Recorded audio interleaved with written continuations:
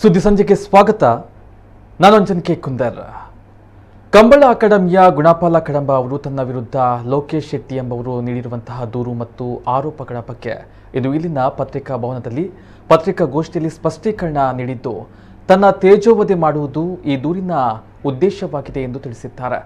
ಮೂಡಬಿದ್ರೆಯ ಕಂಬಳ ಓಟಗಾರ ಶ್ರೀನಿವಾಸ ಗೌಡ ಮತ್ತು ನನ್ನ ವಿರುದ್ಧ ಲೋಕೇಶ್ ಶೆಟ್ಟಿ ಅವರು ವಿವಿಧ ಆರೋಪಗಳನ್ನು ಮಾಡುವ ಮೂಲಕ ಇಡೀ ಕಂಬಳ ವ್ಯವಸ್ಥೆಯನ್ನ ಅವಮಾನ ಮಾಡಿದ್ದಾರೆ.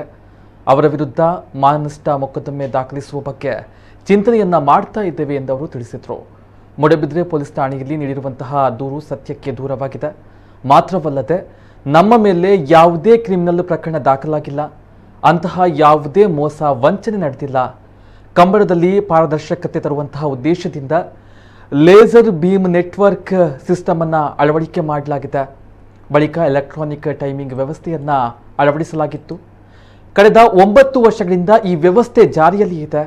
ಈ ವ್ಯವಸ್ಥೆಯನ್ನು ಕಾಸರಗೋಡಿನ ಪೈವಳಿಕೆ ಕಂಬಳಕ್ಕೆ Sports Authority of India Bengaluru ಘಟಕದ ಮುಖ್ಯಸ್ಥ ಕರ್ನಲ್ ಸಂಜಯ್ ಮತ್ತು ಅವರ ತಂಡ ಬಂದು ವ್ಯವಸ್ಥೆಯನ್ನು ವೀಕ್ಷಿಸಿ ಮೆಚ್ಚುಗೆಯನ್ನು ವ್ಯಕ್ತಪಡಿಸಿದೆ. ನನ್ನ ನೇತೃತ್ವದ ಕಂಬಳ ಅಕಾಡೆಮಿಯ ಚಟುವಟಿಕೆಗಳನ್ನು ಮತ್ತು ನನ್ನ ವೈಯಕ್ತಿಕ ಶ್ರೇಯಸ್ಸು ಸಹಿಸದೆ ಈ ದೂರು ನೀಡಲಾಗಿದೆ ಎಂದು ಆರೋಪಿಸಿದರು.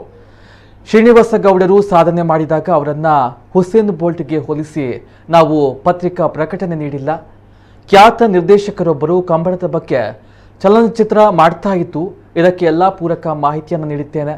ಸಿನಿಮಾದಲ್ಲಿ ಶ್ರೀನಿವಾಸ ಗೌಡ ಪ್ರಧಾನ ಪಾತ್ರ ನಿರ್ವಹಿಸ್ತಾ ಇರೋದ್ರಿಂದ ಅವರ ವರ್ಚಸ್ಸು ಕುಗ್ಗಿಸಲು ಅಕಾಡೆಮಿಯ ವಿರುದ್ಧ ಲೇಸರ್ ಬೀಮ್ ಸಿಸ್ಟಮ್ ಅನ್ನ ದೂರಲಾಗ್ತಾ ಇದೆ.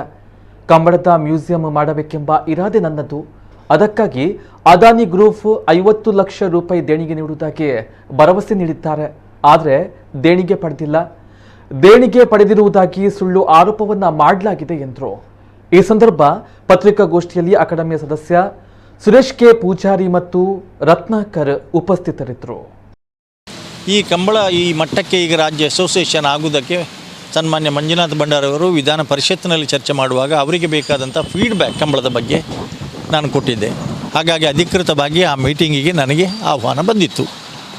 ಇವಿಷ್ಟು ಒಂದು ನನ್ನ ಮೇಲೆ ಆಗದೇ ಇರುವವರು. ಆಮೇಲೆ ಎಲೆಕ್ಟ್ರಾನಿಕ್ ಮೀಡಿಯಾ ಮತ್ತು ಲೇಸರ್ ಬೀಮು ಕಳೆದ 2 ವರ್ಷಗಳಿಂದ ಸದ್ದಿಲ್ಲದೆ ಒಳ್ಳೆಯ ರೀತಿಯಲ್ಲಿ ಕೆಲಸ ಮಾಡ್ತಾಯಿತ್ತು. 9 ವರ್ಷದಿಂದ ಇಷ್ಟರವರೆಗೆ ಅದರ ಬಗ್ಗೆ ಆಕ್ಷೇಪ ಬರದೆ ಈಗ ಶ್ರೀನಿವಾಸ ಗೌಡ ದಾಖಲೆ ಮಾಡಿದ ಅಂಥೇಳಿ ಅವನನ್ನು ವರ್ಚಸ್ಸನ್ನು ಕಡಿಮೆ ಮಾಡುವಂಥದ್ದು.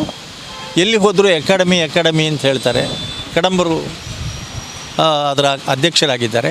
ಈಗ ಮುಂದೆ ರಾಜ್ಯ ಸಮಿತಿಯ ಅಧ್ಯಕ್ಷರಾಗುವಂಥ ಸಾಧ್ಯತೆ ಇರುವುದರಿಂದ ಅದನ್ನು ತಡಿಬೇಕು ಅಂತೇಳಿ ನನ್ನ ಮೇಲೆ ಭ್ರಷ್ಟಾಚಾರದ ಆರೋಪ ಹಾಕಿ ನನಗೆ ನನ್ನ 52 ವರ್ಷ ಸರ್ವಿಸ್ನಲ್ಲಿ ನಾನು ನಿಸ್ವಾರ್ಥ ಸೇವೆ ಮಾಡಿದವ. ನನಗೆ ನೋವಾದದ್ದಲ್ಲಿ ಯಾವುದಾದ್ರೂ ಹೇಳಿ ಕಡಂಬರು ಸ್ಟ್ರಿಕ್ಟ್ ಅಂತ ಹೇಳಿ ಅಥವಾ ಯಾರು ಹೇಳಿದ್ದನ್ನು ಕೇಳುವುದಿಲ್ಲ ಅಂಥೇಳಿ ಅದನ್ನೆಲ್ಲ ಒಪ್ತೇನೆ. ನಾನು ಒಂದು ಪ್ರಿನ್ಸಿಪಲಿಗೆ ನಮ್ಮ ಕಾಂಪ್ರಮೈಸ್. ಯಾವುದು ದಾಖಲೆ ಸುಳ್ಳು ಅಂತ ಹೇಳುವ ಮನುಷ್ಯನೇ ಬಹಳ ಸುಳ್ಳು ಹೇಳುವವ.